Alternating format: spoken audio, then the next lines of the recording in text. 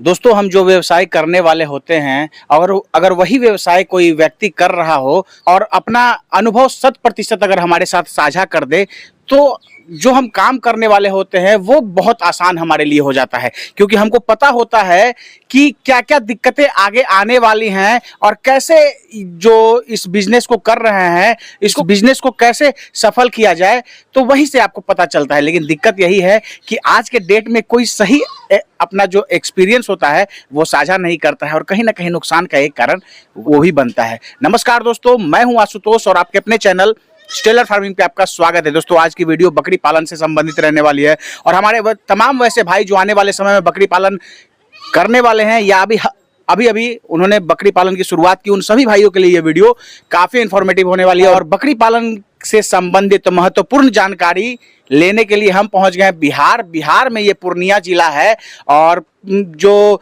जिला केंद्र है वहां से 20 किलोमीटर दूर पर एक बस्ती है जिस बनेली कहते हैं, वहीं पे हैं। और यहाँ जो फार्म चला रहे हैं वो दिल्ली वाली एक मैडम है जो इस फार्म को चला रहे हैं। तो तमाम महत्वपूर्ण जानकारी आपको मिलेगी। साथ ही मैडम का सहयोग करते हैं उनके हस्बैंड हैं और शिक्षक भी हैं। तो तमाम जानकारी आज बकरी पालन से संबंधित एक महत्वपूर्ण जानकारी आपको मिलेगी जो आने वाले समय में आपको बहुत आपके लिए इंफॉर्मेटिव भरा वीडियो होने वाला है। तो वीडियो को स्किप मत कीजिएगा, आखिरी तक देखिएगा। तो आइए दोस्तों, देर न करते हुए वीडियो शुरू करते हैं। वीडियो शुरू करने से पहले एक रिक्वेस्ट है कि अगर वीडियो पसंद आए तो एक लाइक जरूर करिएगा, चैनल पे नए तो सब्सक्राइब कीजिएगा।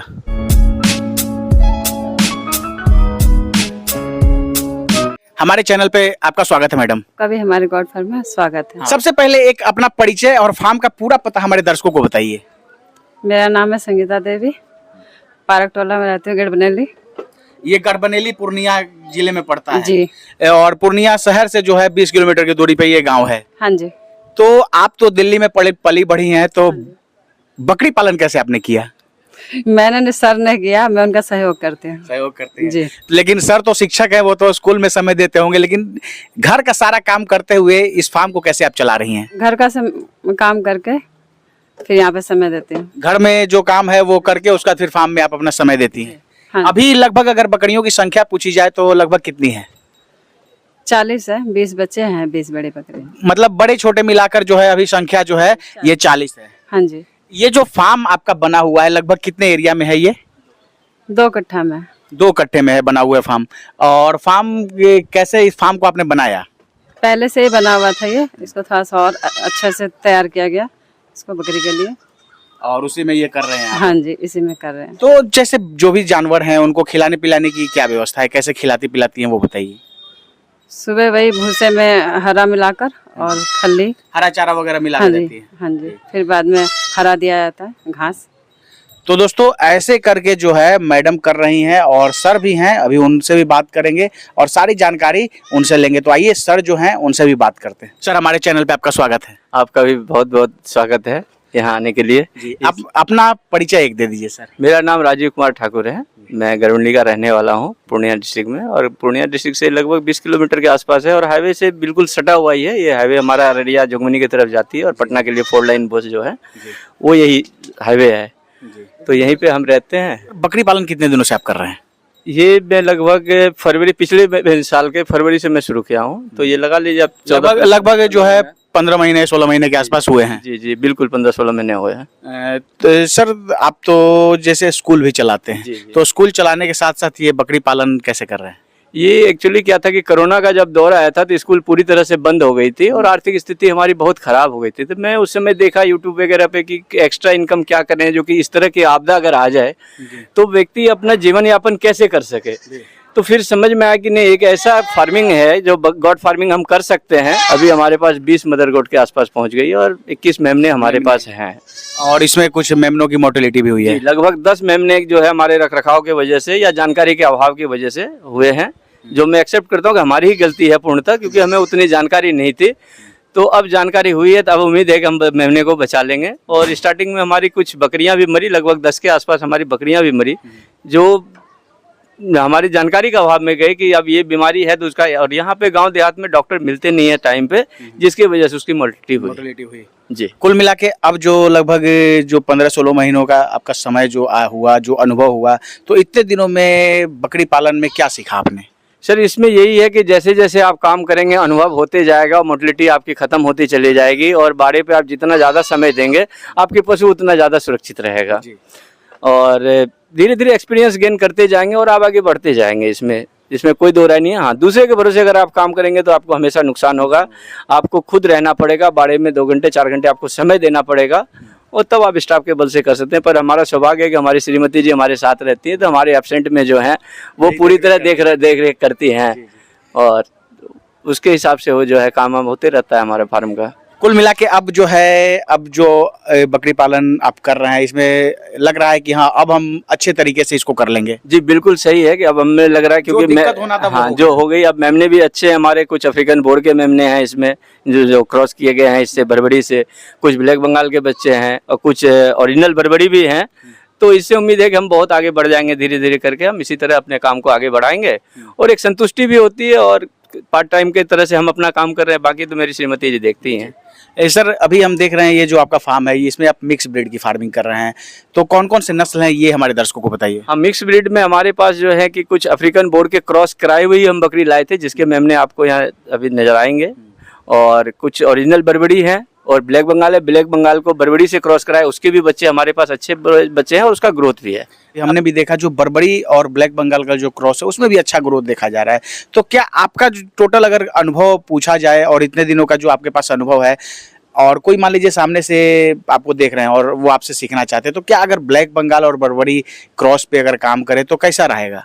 ये बहुत ही बेटर रहेगा। क्रॉस ब्रीड से जो है हमेशा वेट गेन होता है, और वेट गेन होगा तभी उसको प्रॉफिट होगा। किसी भी फार्मर को जो है वेट गेन होने पे ही फार्मर, क्योंकि उसका वेट होगा तो पेमेंट मिलेगा, और वेट नहीं होगी तो पेमेंट नहीं आएगी। तो और आज के महंगाई के दौर में हर चीज़ खरीद के होता है, तो इसलिए जितनी ज़्यादा आपकी ग्रोथ करेगी बकरियाँ, उतना ज़्यादा आपको पैसा मिलेगा। अगर सिर्फ ब्लैक बंगाल से, मतलब प्योर ब्लैक बंगाल पे अगर फार्मिंग करें तो कैसा रहेगा?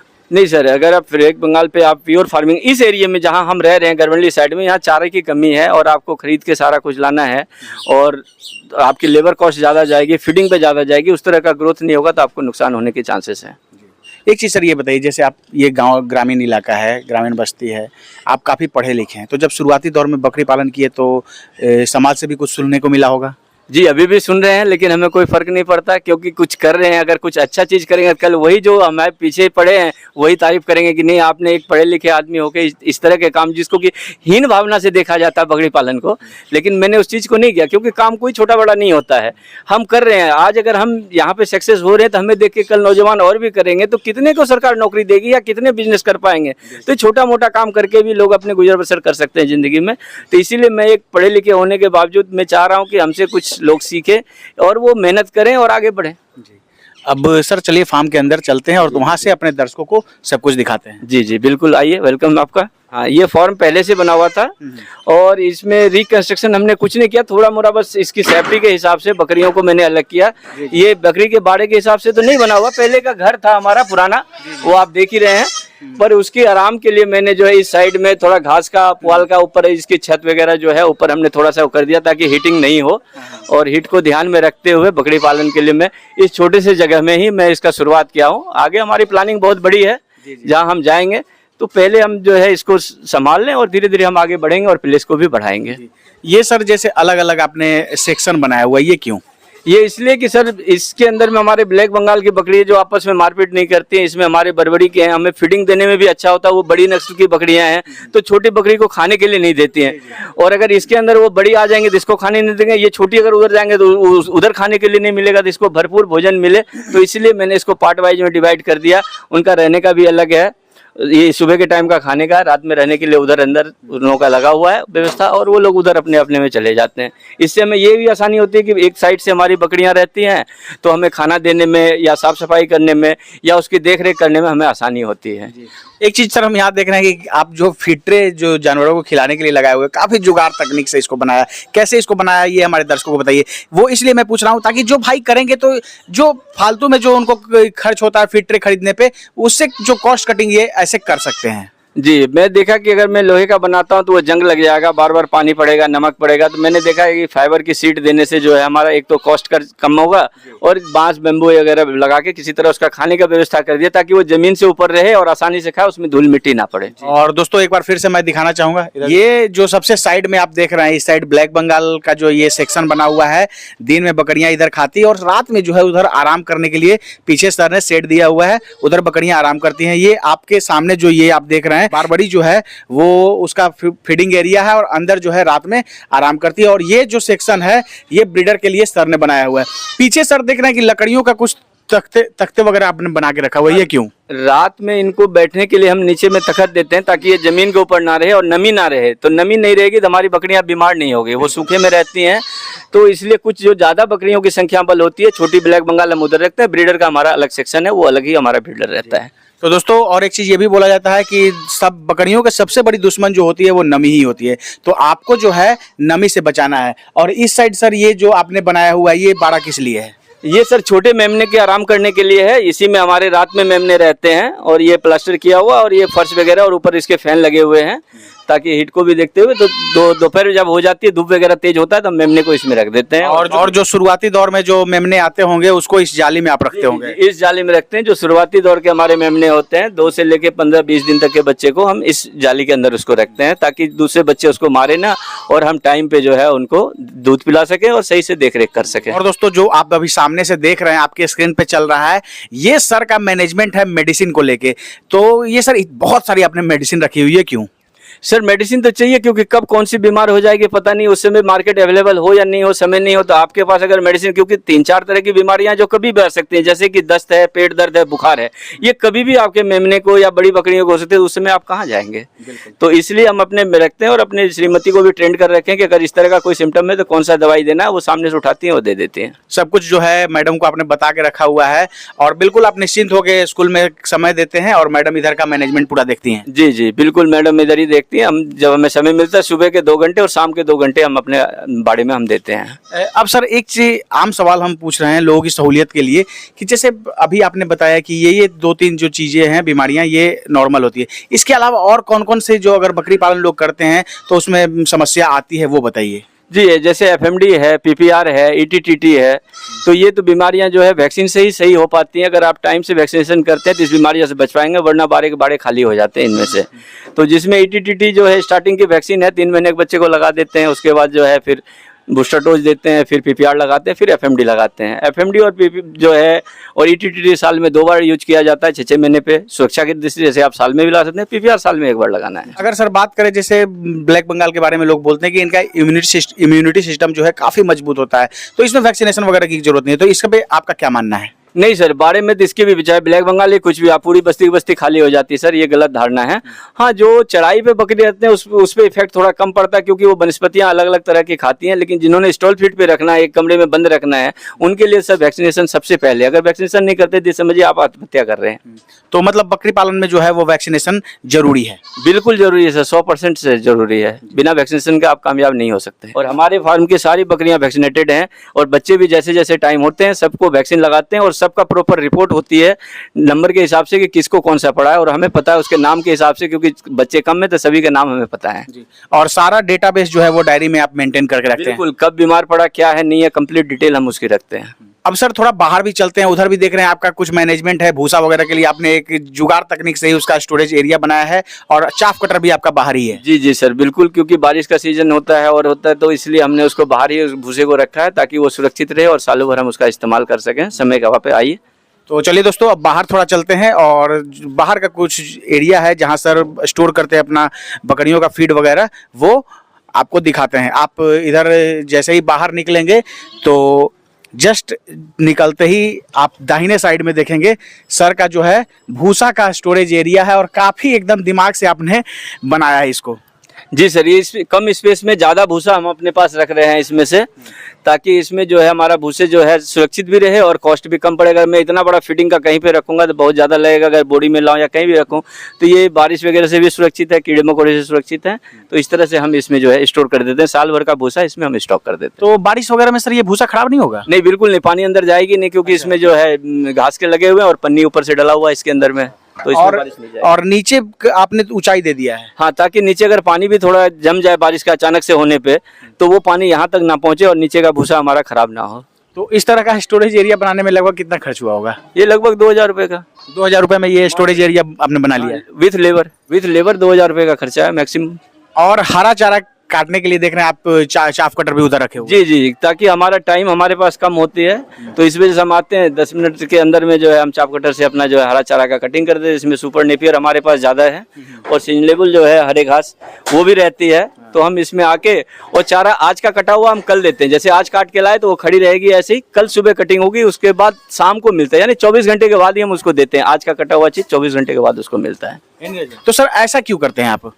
सर इसलिए कि देखिए वहाँ से जो हरे चारा हम काट के लाते हैं, खास करके जो जमीन से लगे हुए चीज होते हैं, तो उसमें कीड़े मकोड़े का प्रकोप रहता है। तो यहाँ आने के बाद क्या, तो उसमें बैक्टीरियल फंगस वगैरह जो भी चीजें हैं वो खत्म हो जाती हैं और वो स्वस्थ हो जाती हैं, और हवा लगने के से जो है वो कीड़े मकोड़े जो है 7-8 घंटे में मर जाते हैं। तो इससे जो है हमारी बकरियां बीमार नहीं होगी और नमी भी ज्यादा नहीं रहती चढ़ी में, तो इसलिए उसके शरीर में नमी भी ज्यादा नहीं होगी, तो वो बीमार कम पड़ते हैं। तो अब सर हम ये आ गए जो आपका बकरियों को खाने के लिए जो हरा चारा है जो आपने लगाया वहीं पे आ गए। जी सर, बिल्कुल सही जगह पे आप आए हैं। यहीं से हम अपने हरे चारा लेके जाते हैं डेली और अपनी बकरियों को देते हैं। ये कितना बड़ा एरिया में सर आपने लगाया है? लगभग 1 एकड़ में है हमारा ये। 1 एकड़ में 40 बकरियों के लिए आपने लगाया है? हाँ, अभी बकरियां कम है लेकिन चारा ज्यादा है हमारे पास पर्याप्त। हाँ, इसमें जो है कुछ सीजन लेवल घास है और नेपियर है, दशरथ है, और सीजन के हिसाब से हम इसी में लगा देते हैं क्योंकि पर्याप्त जगह है हमारे पास। हाँ, ये इधर एक बार दिखाना चाहेंगे दोस्तों, ये जो ये दशरथ है आपने? जी जी, ये दशरथ घास है। बकरी के बच्चे मेमने जो है वो बहुत हाँ बहुत चाव से खाते हैं। इसकी कटिंग कर देते हैं, फिर दोबारा ये आ जाता है। और इस साइड जो है ये नेपियर, ये इसकी लाइफ जो है दशरथ की 3 साल की है। 3 साल तक इसको काट सकते हैं? जी जी, 3 साल तक आप काट सकते हैं। और ये इधर नेपियर जो आपने लगाया है? जी, ये नेपियर की तो लाइफ ऐसे 7 साल कहते हैं, बाकी हमारे पास तो अभी 17 महीने हो गए, हरी भरी है, आपके सामने है। और नेपियर एक बार लगाओ और फिर हमेशा काटते रहो। और इसका जो गिल्ली है वही लगता है? जी, इसी का गिल्ली काट के जो मैच्योर हो जाता है उसको लगा देते हैं, दोबारा वो फिर से आ जाता है हमारे पास। तो ये पूरा काफी लंबा सर पीछे तक एकदम जहाँ उधर फुलवाड़ी है वहां तक आपने इसमें हरा चारा लगाया हुआ है? जी सर, ये 6 बीघे का प्लॉट है जिसमें जो है 3 बीघे में हमने हरे चारा लगा रखा। 3 बीघा हम खेती करते हैं अपने गेहूं धान वगैरह, ताकि हमारा भी फीड होता रहे और ये बकरियों का फीड है। तो अब चलिए फिर फार्म पे चलते हैं, वही बात करते हैं। जी जी। तो ये तो हरा चारा भी आप बताया और भूसा वगैरह, तो टोटल फीड मैनेजमेंट इसका कैसे करते हैं? क्या क्या खिलाते हैं इसको? चराने भी ले जाते हैं क्या? हाँ, अभी छोटे मेमने को हम चराने भी ले जाते हैं। हाँ, छोटे मेमने को, क्योंकि हमारे पास स्पेस कम है, तो छोटे मेमने को हम धीरे धीरे 2 घंटे के लिए चढ़ाई पे ले जाते हैं शाम के टाइम में। और बाकी बकरियों को क्या खिलाने पिलाने की व्यवस्था है सर? बाकी बकरियों को सुबह जो है हम उसको सूखा चारा देते हैं, जिसमें गेहूं की भूसी होती है, उसमें थोड़ा चोकर होता है, और फिर जो है हम उसमें खल्ली वगैरह मिला के नमक वगैरह दे के उसको देते हैं और बड़े चाव से वो खाते हैं। सर बकरियों का अगर सही हेल्थ रखना है तो क्या कुछ स्पेशल डाइट वगैरह भी जरूरी होता है क्या? जी सर, हरे चारे वगैरह आप उसकी सेहत को अच्छे नहीं करते, लेकिन हमारे पास भरपूर मात्रा में हरा चारा है।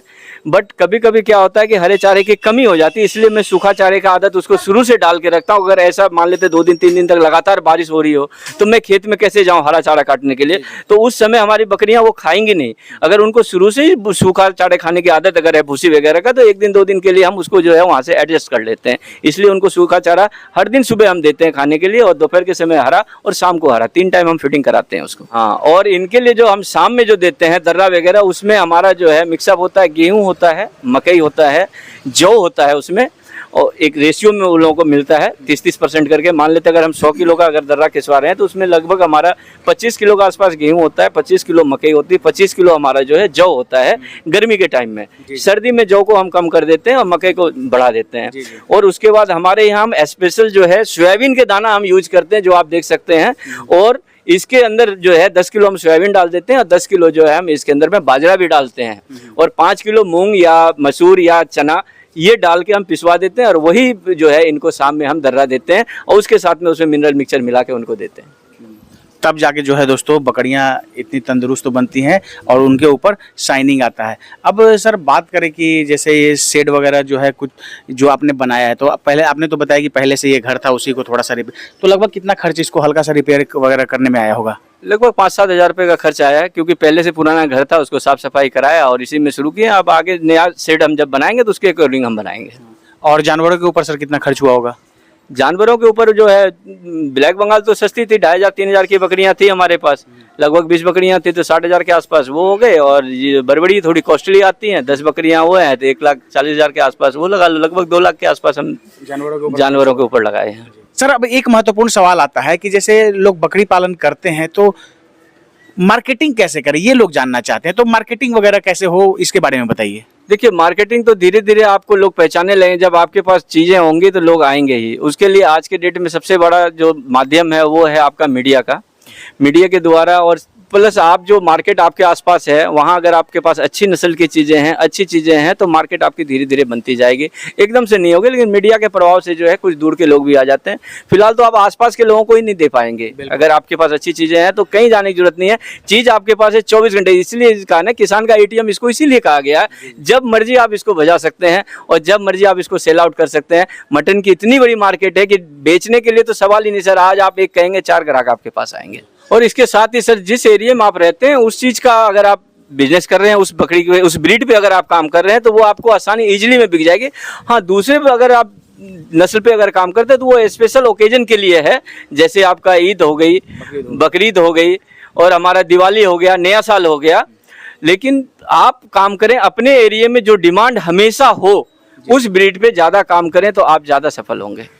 सर, मेरा आखिरी सवाल है, बहुत सारे लोग जो हैं आपको देश के अंदर से भी देख रहे हैं और बहुत सारे ऐसे प्रवासी भारतीय हैं जो विदेशों से आपको देख रहे हैं, और हर कोई चाहता है सर कि अपने वतन, अपने राज्य में, अपने परिवार के साथ जो है रहें और 2 वक्त की रोटी का जुगाड़ करें। तो उनकी भी भविष्य में कहीं ना कहीं योजना है कि भारत आकर बकरी पालन करें। तो उन सभी भाइयों के लिए एक मैसेज दे दीजिए बकरी पालन से संबंधित। सर, इसके लिए सबसे पहले वो कहीं ना कहीं ट्रेनिंग ले। सबसे पहले बकरी पालन शुरू अगर करनी है तो उसको ट्रेनिंग ले, या अगर उसके आसपास किसी का बकरी फार्म है तो वहाँ विजिट करें, उनसे थोड़ा सलाह मशवरा करें, उनको देखें, सही तरह से देख परचाल के तब वो काम में हाथ लगाएं। नहीं तो देखिए, दूर से दिखने में तो बहुत अच्छा लगता है सर, जो करता है उनको पता है। तो अगर वो दिल से काम करना चाहते हैं तो कहीं ना कहीं से वो प्रशिक्षण लें। प्रशिक्षण लेके 2-4 बकरियों से वो शुरू करें और धीरे धीरे 2 महीने 3 महीने के बाद 1-2 करके वो बढ़ाएं। चाहे पैसा उनके पास कितना भी हो, अगर उन्हें इस फील्ड में टिकना है तो 2-4 बकरियों से वो शुरुआत करें। पहले 1-2 महीना उसको करें, वो देखें इसमें क्या परेशानी है, क्या कमी है, उसको वो दूर करें और धीरे धीरे वो आगे बढ़ें। और रहा इस व्यवसाय का, देखिए खाने की चीज़ें हैं ये कभी कम नहीं होगी। कोरोना काल सबको पता है कि सारा कुछ ठप हो गया, लेकिन ये जो खाने पीने की चीज़ें हैं इसकी वस्तुओं की रेट बढ़ी। और जो मीट की मार्केट है वो इंटरनेशनल मार्केट है। आपके गाँव में आप इतने बकरे आप तैयार कर लेंगे, आप दे नहीं पाएंगे। और जो स्पेशल ओकेजन है उसको आप भूल जाइए, वो तो स्पेशल है ही है, उसमें 2 पैसे ज़्यादा भी मिलते हैं। जो डेली के खर्चे हैं वो आप पूरा नहीं कर सकते हैं। इतने मटन का मार्केट है आज के डेट में कि आप उसको पूरा नहीं कर सकते। इसलिए आप जिस भी नस्ल पे काम कर रहे हैं, जो आपके एरिया में बिकती हो उस नस्ल पे आप काम करें, दिल से काम करें, प्रशिक्षण लेके करें, तो आप कामयाब होंगे। बहुत बहुत धन्यवाद सर, आप दोनों का समय देने के लिए और जानकारी देने के लिए। आप लोगों का बहुत बहुत धन्यवाद, इतनी कीमती समय मिला के इतनी दूर से आप आए हमारे इस फोन पे। बड़े भाई फार्मिंग के नाम से हमें जानते हैं, तो इसके लिए हम लोग तहे दिल से आपका शुक्रिया अदा करते हैं। बहुत बहुत धन्यवाद आपका यहाँ आने के लिए। दोस्तों, ये है राजीव सर और ये उनकी मैडम हैं संगीता जी। दोनों मिलकर जो है बकरी पालन का काम कर रहे हैं। ज़्यादा योगदान मैडम का होता है और सर भी जो है सर का मार्गदर्शन होता है। दोस्तों, आशा है ये वीडियो आप सबको काफ़ी पसंद आई होगी। आपकी सहूलियत के लिए मैंने सर का नंबर दे दिया है, अगर किसी तरह की जानकारी चाहिए तो आप सर से बात कर सकते हैं। दोस्तों, आशा है ये वीडियो आप सबको काफ़ी पसंद आई होगी। अगर पसंद आए तो एक लाइक जरूर करिएगा, चैनल पर नए तो सब्सक्राइब कीजिएगा। Thank you for watching.